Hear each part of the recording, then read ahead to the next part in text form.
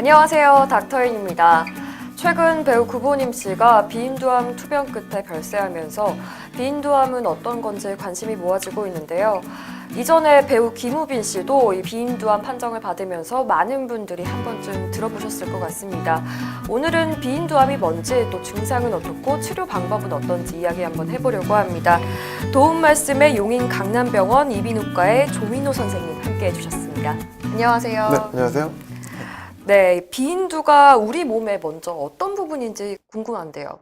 네, 일단은 인두의 일부분인데, 인두는 이제 비강, 코하고 목하고 입, 그 구강 뒤쪽으로 있는 그 튜브 모양의 기관입니다. 그 중에서 비인두는 가장 위쪽에 있는 부분이고, 두개골 바로 밑에서부터 연구개, 그러니까 입천장까지의 공간으로 생각하시면 되고요. 다시 말하면 코 맨 안쪽 뒤쪽에서 목으로 넘어가는 부분, 그리고 혹은 입천장 뒤에서 약간 윗부분이라고 생각하시면 됩니다. 네, 비인두암을 앓고 있는 환자가 많은지도 궁금한데요. 네, 일단은 세계적인 유병률로 하면은 10만 명당 1명 이하로 드문 질환이고요. 중국 남부 지역 일부 지역하고 동남아 지역에 조금 높게 나타나는 지역들이 있는데, 우리나라는 높은 지역은 아닙니다. 그래서 비슷하게 10만 명당 1명 이하 발생하고 있고, 2016년 기준으로 전체 암 환자가 23만 명 발생했는데, 비인두암이 408명 발생해서 평균적으로 최근 5년간에는 평균 400명의 안팎으로 발생하는 것으로 보고되고 있습니다. 네, 일단 알려진 대로 희귀병인 것 같은데, 발생하는 연령대도 따로 있을까요? 알려지기로는 40, 50대에 제일 많이 발생하는 것으로 알려져 있는데, 어린 나이부터 고령까지 다양하게 발생되고 있는 것으로 확인되고 있습니다. 네, 치사율은 어떻게 되나요? 치사율 통계는 따로 나오지는 않는데, 제가 조사를 해보니까 평균 1년에 400명 정도가 발생이 되고요, 새로. 그러면 5년이면은 한 2,000명 정도로 생각이 되는데, 현재 5년간 이 비인두암을 앓고 계신 생존자 수가 1,500명 정도 되거든요. 네, 그래서 그 비율로 생각해 보시면 될 것 같습니다. 조금 위험한 질환인 것 같은데요. 조기 발견이 좀 쉬울까요? 증상이 바로 나타나지 않는 경우가 많기 때문에, 네. 그리고 겉에 나타나 있는 구조물이 아니고 가장 깊은 곳에 있는 구조이기 때문에 증상이 나타나기 전까지는 발견되기가 좀 어려운 경우가 많습니다. 그래서 네.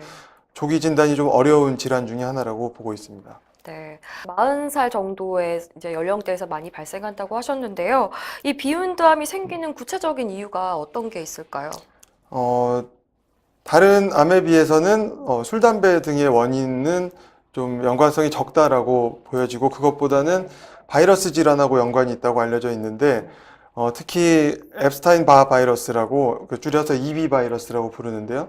그 바이러스하고 연관성이 많이 있다고 보고되고 있고요.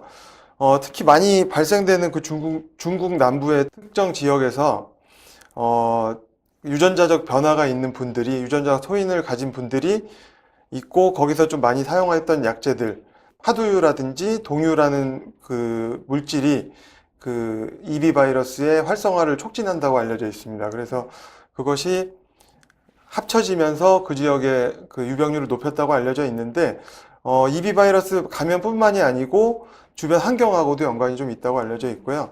그리고 소금에 절인 생선이 비인두암의 발생과 연관이 있다는 보고들이 있습니다. 네, 생각보다 유전적인 영향은 적다는 것으로 볼 수 있을까요? 네, 중국의 그 유전적 소인을 가졌다고 알려진 그 분들이 미국으로 이주했던 경우에 유병률이 또 떨어지는 걸로 봤을 때는 유전적 소인보다는 주변 환경의 영향, 그리고 특히 계속 강조되는 EB 바이러스의 감염이 중요한 역할을 담당하는 것으로 알고 있습니다. 네, EB 바이러스라는 게 국내에서는 접하기가 좀 어렵나요? 국내에서도 종종 이제 보이는 바이러스고, 이제 헤르페스 바이러스의 일종인데, 네. 비인두암뿐만이 아니고 다른 그 림프종이라든지 암과 관련이 있는 것으로 알려진 바이러스입니다. 네. 비인두암이 이제 걸렸을 때 증상은 어떤 게 보일까요? 통계적으로는 가장 흔한 것은 목에서 덩어리가 만져지는 경우를 들 수 있고요.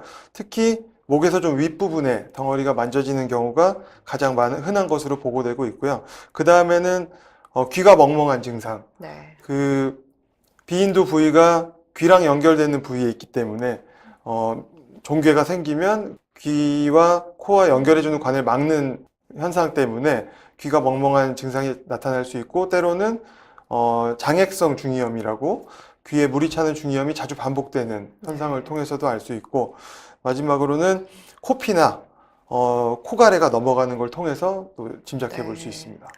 귀가 멍멍한 현상이라든지 코피 정도는 네. 사실 비인두암으로 쉽게 예측해서 진단 받으러 가지는 않을 것 네. 같은데요.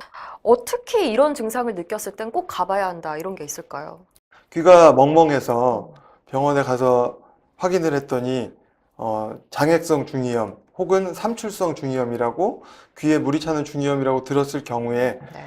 그게 뭐 감기 이후에도 언제든지 발생할 수 있는 현상이긴 한데, 이게 너무 자주 반복된다 하면은 이비인후과에서는 일반적으로 일단 비인두를 먼저 확인하거든요. 네. 왜냐하면 그런 희귀하긴 하지만 성인에서 흔하지 않은 그 중이염이 반복될 때는 꼭 확인해야 되는 부위이기 때문에, 네. 그렇게 했을 때 발견이 잘 되기 때문에 중이염이 반복된다든지 목에 뭔가 만져진다, 이상한 게, 그러면 목에 만져지는 경우에는 대부분의 사람들이 이상하다 해서 바로 병원에 가시기는 하는데, 목에 덩어리가 만져지는 경우도 너무 여러 가지가 많기 때문에 바로 비인두암을 생각하기는 좀 어렵긴 하거든요. 네. 그런데 주목을 받고 있는 질환이기도 하고, 요즘에 점점 그 비인두 관찰하는 게 많이 어렵지는 않아서 많이 그 코를 볼 때 거기까지 같이 보는 경우가 많기 때문에, 이비인후과에서 이제 그런 증상으로 방문하시게 되면 확인을 쉽게 하실 수 있을 것 같습니다. 네. 중이염이 좀 반복적으로 느껴져서 병원에 갔을 땐요, 좀 상당히 악화된 상태일까요? 어떨까요? 네, 그럴 수 있습니다. 이게 작을 때는 아무 증상을 안 일으킬 수 있는 위치상으로, 이게 폐쇄 증상을 일으킬 정도로 커져야지 그런 증상이 나타나기 때문에, 발견될 때는 이미 상당히 진행된 경우일 수가 있습니다. 네. 상당히 진행된 상태에서 다른 쪽으로 좀 암이 전이가 되거나 그러진 않을까요?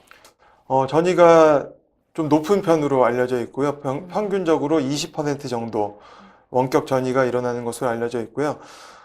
가장 흔한 곳이 뼈에 전이되는 것이 가장 흔하고, 그 다음으로 폐하고 간 순서로 발생하는 것으로 알려져 있습니다. 네. 그리고 뇌 쪽으로 전이되진 않을까, 이런 생각도 드는데요. 그 뇌가 바로 뒤에 있기 때문에, 네. 귀에 위에 있기 때문에 전이라기보다는 그 비인강 암 자체가 확장이 네. 뇌 쪽으로 되는 경우에 뇌 신경마비 증상이 같이 나타날 수 있습니다. 그럼 일단 검사를 해야지 뭐 그 비인두암을 확정을 받거나 할 텐데, 검사는 어떻게 진행이 될까요? 검사는 1차적으로는 코 내시경으로 비인두를 관찰할 수 있는데, 이 코로 직접 그 내시경이 들어가서 맨 뒤에까지 들어가서 보면 바로 보이거든요. 그래서 네. 관찰이 어려운 위치는 아닌데 이제 조금 아플 수가 있기 때문에, 그래서 그런 것만 조심해서 보면은 어렵지 않게 관찰할 수 있습니다. 네. 코 내시경으로 그 비인두를 관찰했을 때 의심되는 부분이 보일 때는 대부분 조직 검사를 1차적으로 하게 되는데, 조직 검사를 해서 비인두암으로 확정이 된다 그러면 CT나 MRI를 찍어서 그 범위가 아까 물어보셨던 뇌까지 침범이 됐는지 네. 확인을 하게 됩니다. 치료 방법은 어떻게 될까요? 네, 치료는 그 위치상 얼굴 가장 깊은 곳에 있기 때문에 수술적인 치료가 좀 어려운 위치이고요. 반면에 방사선 치료에 반응을 좀 잘 하는 편이기 때문에, 초기 병기인 경우에는 방사선 단독 치료로 네. 많이 하는 추세고요. 요즘에는 방사선 치료와 항암 치료를 병행해서 치료율을 높이는 그 노력을 하고 있고요. 그래서 또 점점 치료율이 높아지고 있는 보고들이 있습니다. 네. 네. 치료를 받으면 그래도 완치될 가능성이 좀 높을까요? 암 치료는 보통 치료율을 평가할 때 5년 생존율로 평가하는데, 5년 뒤에 치료를 받고 살아있을 확률인데, 비인두암의 평균 그 5년 생존율이 적게는 한 30%에서 네. 많게는 60% 정도로 보고되고 있습니다. 네. 말기에 발견하게 되면 완치가 어렵죠? 모든 암이 그렇듯이 병기가 말기일수록 네. 치료는 좀 어렵고 예후도 안 좋은 것으로 알려져 있습니다. 네. 아까 수술은 조금 어렵다고 하셨는데, 방사선 치료가 한계가 있을 때는 또 수술을 좀 하게 되는 극단적인 상황도 있지 않을까요? 일반적으로는 수술은 재발했을 경우, 그 앞에 말씀드린 치료를 했는데 재발했을 경우 수술을 하는 것으로 알려져 있고, 요즘에는 수술 기법이 조금 발달되면서 적용되는 범위가 좀 넓어지고 있습니다. 네, 이렇게 비인두암이 사회적 이슈가 되면서 이제 시청자분들, 국민들의 경각심이 높아지고 있는데 예방법 구체적으로 알려주시죠. 네. 발생률이 높은 지역을 아까 말씀드렸는데, 이 지역에서 연관이 있다고 생각되는 그런 약제들은 우리나라에서는 흔히 보기 어려운 약제들이기 때문에 크게 상관은 없을 것 같고요. 네. 그리고 그렇다 하더라도 성분이 좀 불분명한 그런 약제들이나 약들은 복용하지 않으시는 것이 좋겠습니다. 그리고 절인 생선, 소금에 절인 생선도 과도하게 섭취하지 않으시는 게 좋겠고요. 무엇보다도 발병과 제일 관련이 있다고 알려져 있는 앱스타인 바 바이러스를 예방하는 것이 가장 효과적이라고 생각할 수 있는데, 백신이 개발된 것도 아니기 때문에 실질적으로는 예방하기가 어렵습니다. 그래서 네. 조기에 발견하는 것이 최선의 예방이라고 생각되고요. 그래서 요즘에는 대부분의 이비인후과에 코 내시경이 다 있기 때문에 네. 코 내시경을 쉽게 해볼 수 있습니다. 그래서 가까운 이비인후과에서 의심되는 증상이 있을 때에는 코 내시경을 꼭 해보시고 검사를 받으시는 것이 좋을 것 같습니다. 네, 희귀병인 만큼 치료하는 그 과정도 힘들고 완치도 조금 어려울 수 있으니까 조기에 일단 많이 검진을 좀 받아두는 것이 좋은 것 같습니다. 말씀 감사합니다. 네. 네, 비인두암에 대해서 살펴봤는데요. 모든 암이 그렇듯이 말기보단 조기에 발견하는 게 좋겠습니다. 그래서 이비인후과 가까운 데 가셔서요. 좀 정기적으로 검사 많이 받아보시는 게 좋을 것 같습니다. 닥터이는 앞으로도 더 알찬 정보 여러분께 준비하도록 하겠습니다. 기대 많이 해주시고 좋아요, 구독 많이 눌러주세요. 시청해주셔서 고맙습니다.